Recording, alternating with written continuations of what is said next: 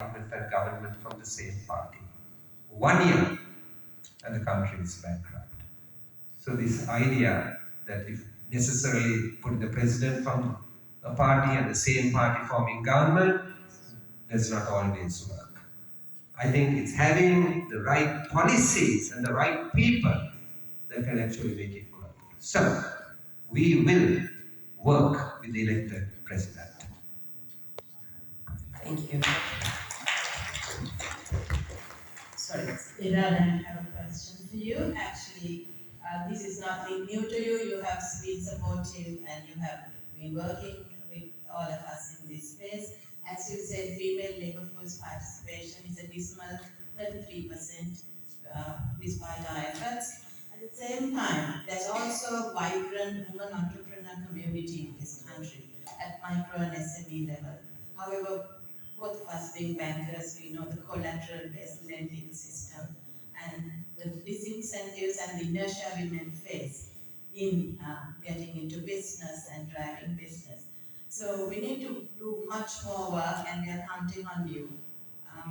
Not if when you are going into parliament, and I'm sure you will continue to champion these. We are counting on you to make these policy reforms for women entrepreneurs. As for women in politics, Legini is also here. It's a very toxic place. We can yearn to increase numbers, but unless we create a conducive workplace culture in politics at local, provincial, and parliamentary level, I don't think many women will run for public office. It's not a great place to work right at the time, at this moment of time. So that's another area we need to work. Another very important area, and even in the previous government, when Manusha was having those multi-party stakeholder engagements, I brought this up. Worker rights in various industries which are not predominantly coming under shop and office, which is entertainment, media, the spa and wellness industry, most of in which women, while the entire industry is highly unregulated, and there are dismal grievances and anomalies, women are further in a green status. Safety, security, working hours, minimum wages, these we need to work on. Land rights and women is another area, and inclusive education for special needs persons. So these are some of the things we are counting on all of you to consciously work forward, because we've all been working on this. We don't need to always try to increase female labor force participation if we can empower women in business to contribute to the economy. So if they get the healthy balance and choice. You raised many issues. I might forget, and Lihini will also remind me. I'll start with the political participation issue. The women's participation in public representation is very low in this country. Very, very low. And definitely it needs to change. Definitely it needs to change. I'm of the strong conviction it needs to change, because when we look at legislation, we need to look at it with 4 eyes rather than 2. I think while we know that sometimes the reality is a child has been brought up by only a mother or only a father, that is sometimes a reality we have to accept. But I think a child has an advantage if the child has the mother and the father, because the mom's perspectives are very different to the father's. I have 2 children, you see, and I can tell you, right, my perspective is different to my wife's, and I think the children have greatly benefited from her more than from me. Now for 75 years, we are working in the Sri Lankan Parliament and we are looking at legislation.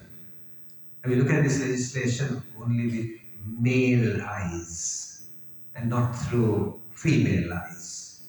And I think legislation needs to be looked at with both men and female. And that is why women's representation is absolutely necessary. Perspectives are different.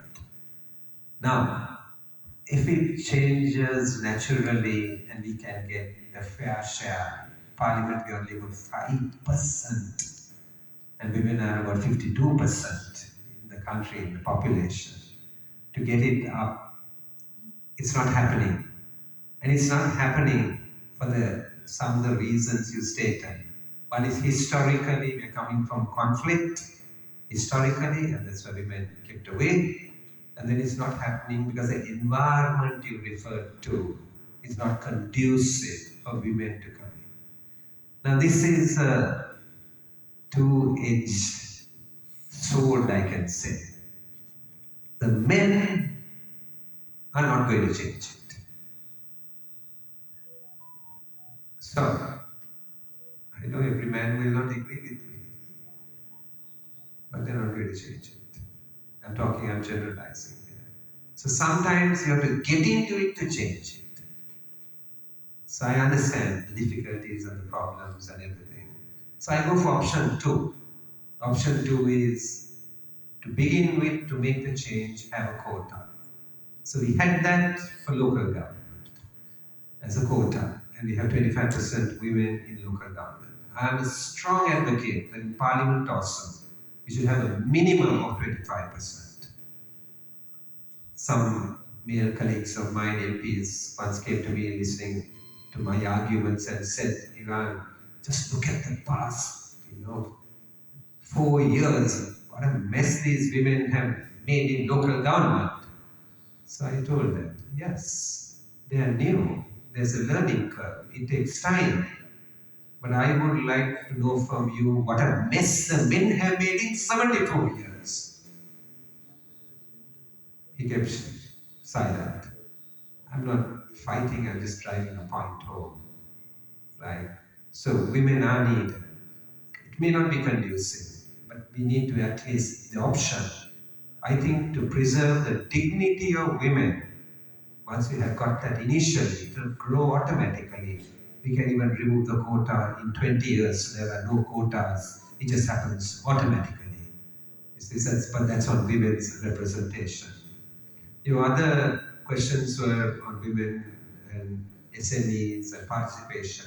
I would first say that if you look at the last 20 to 30 years, in every community in this country, women's education has gone to heights in every community. Earlier, people looked at some communities and said the women were not encouraged. My heavens, it's changed drastically for the better. Right? Dramatically, it has changed. O-level results, A-level results, right? University, most faculties in the university, professional education, women in numbers are way up there. In fact, the problem we might have to face, try to figure out is how to get the boys up there. But women are up there. So there's a lot of investment in that. But labor force participation is only 32-33%. So we have to change and create an environment for them to participate. One of the things that I have looked after research agency, Verite Research published this about 7 or 8 years ago. They published a report in which they said that in the private sector, in the public sector this is less of a problem. In the private sector it's a bigger problem. I'm not talking about the glass ceiling issue. Women in top management, women as CEOs. When I was CEO of the bank, I did a survey at that time. The top 100 companies, there were less than 5 women CEOs in Sri Lanka. May have changed now, I'm not very sure. Boards of directors, hardly any women. And even when I was in the National Development Bank board, there were a few women that they generally came to represent rather than being a person whom the board themselves have actually selected. They were representing, some institution. So that issue is there. But women's participation in the labor force definitely needs to be increased. Even out of the selfish reason. So much is invested in their education, their professional, their vocational lives. They can be huge contributors to the economy. So we need to create the incentive to do that. So what the research paper said is the cost of employing a woman is higher for the private company because they know after a while she gets married, she has children, she goes on maternity leave, and then that can repeat itself 2 or 3 times. So the private sector company will have that in mind. So if 2 people, a boy and a girl, comes for the job, they are equal in every way, including the interviews. They definitely go for the guy. Therefore, what's the cost of actually funding maternity leave benefits? At that time, it was about 4 billion rupees. Now it's probably about 7 billion rupees. And that's something we should definitely look at because we want to make sure that private sector doesn't discriminate in actually taking women for that reason, for the reason of cost, and the state could probably provide for it. Coming to SMEs, no one answer there. And there are many, many different things that need to be done to encourage women entrepreneurs. Some of those things that we do are not only for women, it could be for SMEs in general.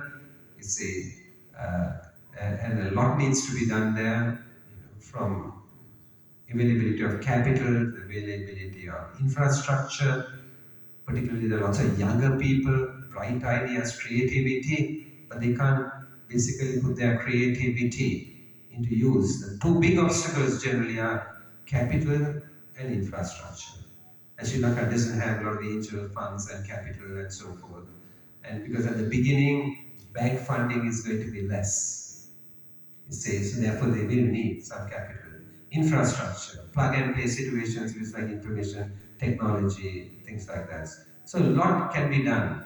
And then the SMEs, to widen their market, is the other area. Because they are selling it locally or they're selling it in the country.